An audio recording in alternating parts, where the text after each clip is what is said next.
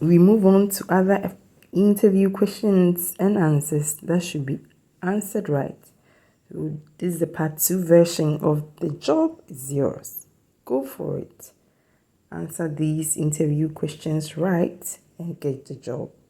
Meanwhile, don't forget to subscribe to my channel, Paintsil. Like, share, and comment.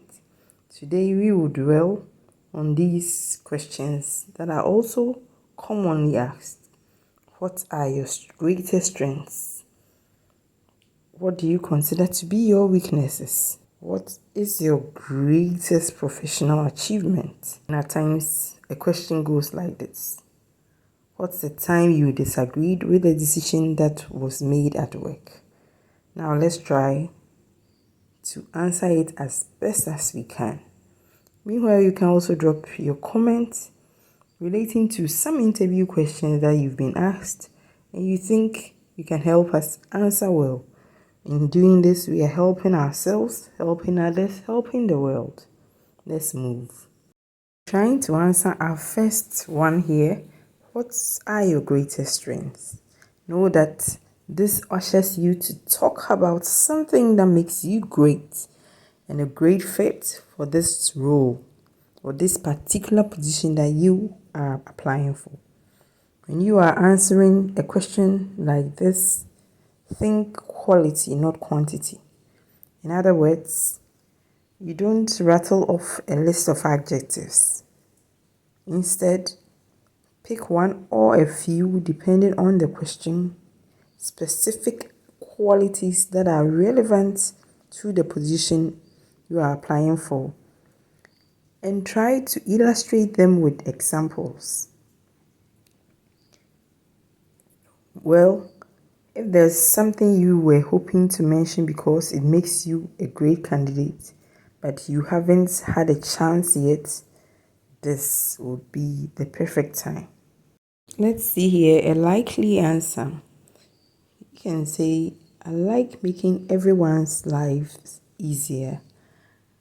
For instance, being an executive assistant to a CEO, I've found processes for pretty much everything, from scheduling meetings to planning monthly all hands agendas to preparing for event appearances. Then things were slowed down and the structures that I instituted lessened the stress and set expectations on all sides. I'd be excited to bring that same approach to this role as the head of languages as far as the Spanish teaching is concerned, where everything is new and constantly growing and could use the right amount of structure to keep things running smoothly. I am telling you, I can come up with course contents that will ease the learning of these languages. Something like this would be great. Our next interview question is, what do you consider to be your weaknesses? They want just to gauge your self-awareness and honesty. This is what your interviewer seeks to know. So, I can't meet a deadline to save my life. It's not an option. But neither is nothing. I'm perfect. Strike a balance by thinking of something that you struggle with, but you are working on to improve. For example, perhaps you've never been strong at public speaking, but you've recently volunteered to run meetings to help you get more comfortable when addressing a crowd. Since you are not good at public speaking, definitely standing in front of pupils and students as a Spanish tutor would be quite challenging. But let's see the possible or the likely answer. A likely answer will be something like, I know I have a challenge with public speaking. Well, this has to do with standing in front of the class and tutoring them Spanish or offering my tutorship. Well, I must say, because I know I have a challenge in that, I've been undergoing training to sharpen my skills on that side. And hence, I know that as we build on with teaching and meeting the students, everything will be well sharpened, and I can, in the long run, to meet a whole crowd physically. Basically, normally I tell you our meetings are online. Now this is to do with face-to-face. I will have every confidence to handle the class publicly or physically. You know what? Over the years, I have discovered a great way to answer this question. It is called the STAR method. STAR is just a mnemonic. S for situation, T for task, A for action, then R for results. Now let's delve into it. Set up the situation and the task that you are required to complete to provide the interviewer with background context. For example, in my last job as an executive assistant to the CEO, it was my role to manage processes. Then describe what you did, that's the action, and what you achieved. For instance, in 1 month, I streamlined the process, which saved my group or which saved the company hours each month and reduced slacking. Let's see the possible answer. My greatest achievement was when I helped to adapt this way of taking meetings through the usage of artificial intelligence. Now we are in the technology era and we need to brace ourselves with what's the trend. These save a lot of time.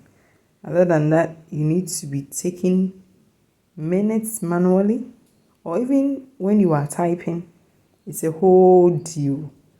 You kind of get to see how I got to save a lot of time.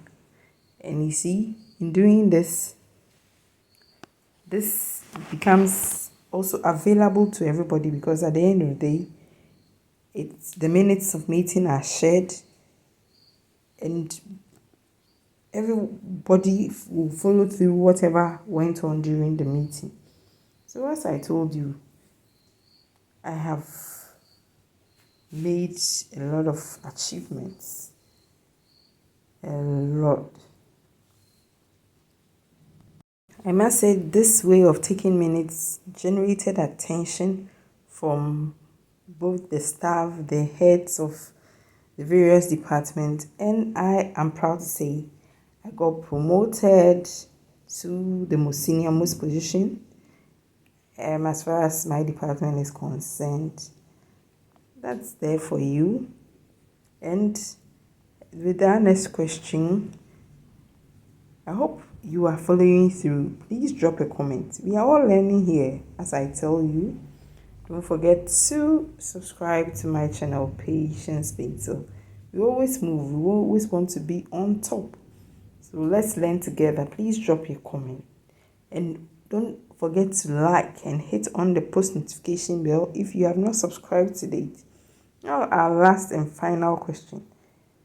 What's the time you disagreed with a decision that was made at work? I hope you don't always agree to what is going on. And don't be like, if you don't even agree, everything should pass through. You are there to solve problems. So please don't be like that. If you feel you disagree with something, be through about it, right? Just approach it ethically. The ideal anecdote here is one where you handle the disagreement professionally and learn something from the experience. For instance, you can go like this.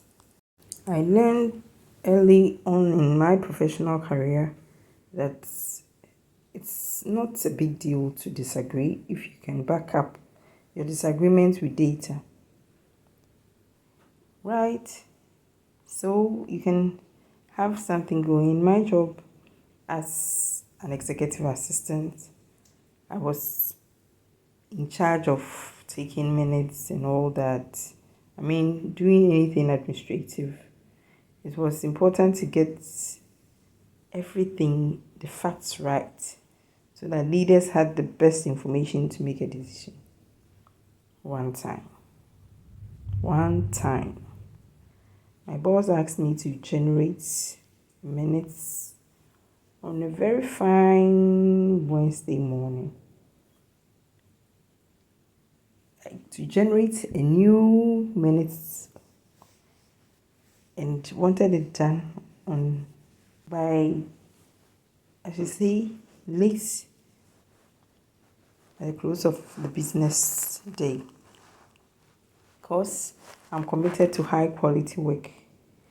I wasn't so sure my boss fully understands what it takes to generate whole new minutes.